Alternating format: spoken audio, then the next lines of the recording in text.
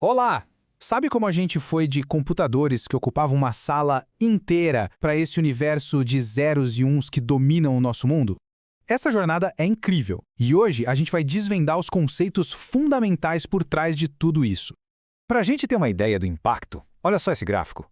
Ele não está mostrando só números, não. Ele conta a história de uma verdadeira revolução. Pensa bem, em um século, o setor de informação simplesmente explodiu. Saiu de uns 7,5% para mais de 45% da força de trabalho americana. A tecnologia da informação não só criou empregos novos, ela virou o jogo da economia de cabeça para baixo. Mas afinal, que tecnologia é essa? O que foi tão poderoso para causar uma virada dessas? A resposta, olha, tá naquele aparelho que foi ficando cada vez menor, o computador. Então, bora fazer uma viagem bem rápida no tempo para ver os pulos que a tecnologia deu. Como é que a gente saiu daqueles monstros que ocupavam galpões inteiros e chegou nos aparelhos que cabem na palma da nossa mão? A primeira geração eram gigantes, literalmente. Imagina só o tal do ENIAC, um monstro de 30 toneladas de metal e fio, sabe? E para funcionar precisava de 19 mil válvulas a vácuo. Elas gastavam energia absurda e, claro, viviam queimando. E para que tudo isso? Para fazer cálculos gigantescos, tipo de balística e testes nucleares. Aí veio a solução para aquelas válvulas enormes e que quebravam o tempo todo, o transistor. E olha, isso foi um divisor de águas. Não foi só uma melhoriazinha, não. Foi uma virada de chave total para a eletrônica, o que deu o pontapé inicial para a revolução digital de verdade. Essa pecinha minúscula fez os computadores ficarem muito menores, mais rápidos e, o mais importante, bem mais confiáveis. Foi isso que abriu o caminho para os mainframes, aqueles que viraram a espinha dorsal das grandes empresas. O próximo pulo foi o circuito integrado, o famoso microchip. A sacada genial foi colocar um monte de transistores juntos numa única plaquinha de silício. Foi aí que a coisa começou a ficar pequena de verdade. A corrida para miniaturizar tudo acelerou com força total, colocando cada vez mais poder de processamento em espaços minúsculos. E daí a gente chega no microprocessador. Pensa nele como o cérebro completo de um computador, tudo num único chip. Como isso foi possível? Graças a uma tecnologia que permitiu socar milhares de circuitos num espacinho mínimo. E foi essa inovação que começou a revolução dos computadores pessoais, sabe? O Apple II, por exemplo, nasceu daí, levando a computação para as casas e escritórios das pessoas. E com isso a gente chega nos dias de hoje. A tecnologia evoluiu ainda mais para uma integração em escala ultra larga, que permite colocar bilhões de transistores num único chip. É exatamente isso que está dentro dos supercomputadores que a gente carrega no bolso, os smartphones, e é o motor por trás do crescimento da inteligência artificial.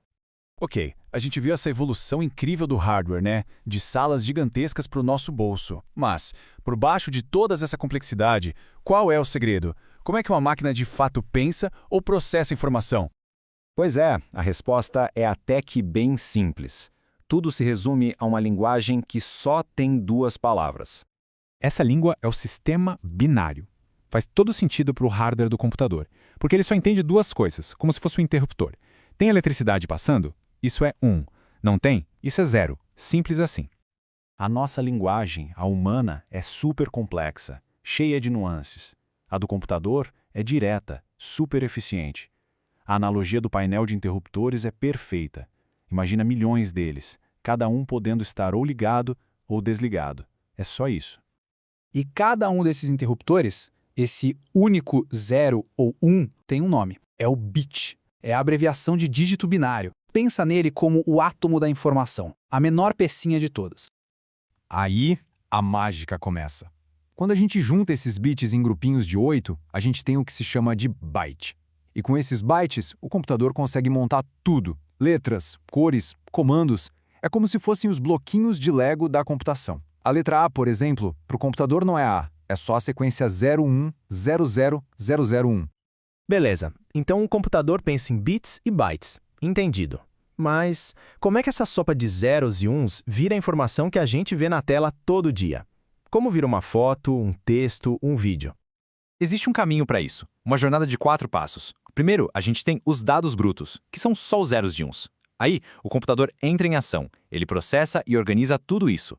Quando está organizado, vira informação, algo que já tem um sentido.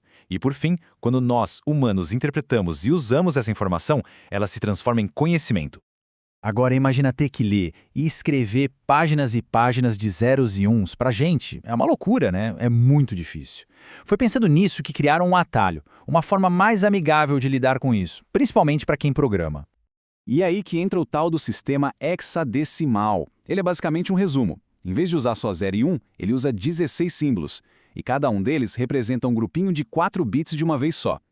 Dá uma olhada na tabela. A sequência binária 1010 vira simplesmente A. Isso deixa o código muito mais fácil de ler e escrever. É incrível parar para pensar nisso, né? De uma lógica super simples de ligado e desligado, de 0 e 1, a gente conseguiu construir todo esse mundo digital complexo e conectado em que a gente vive hoje. Isso tudo deixa uma pergunta no ar, olhando para o futuro. Se com apenas 2 estados, ligado e desligado, nós construímos tudo isso, o que será que a gente vai conseguir criar quando a computação quântica permitir usar não só 2, mas múltiplos estados ao mesmo tempo? Onde isso vai nos levar?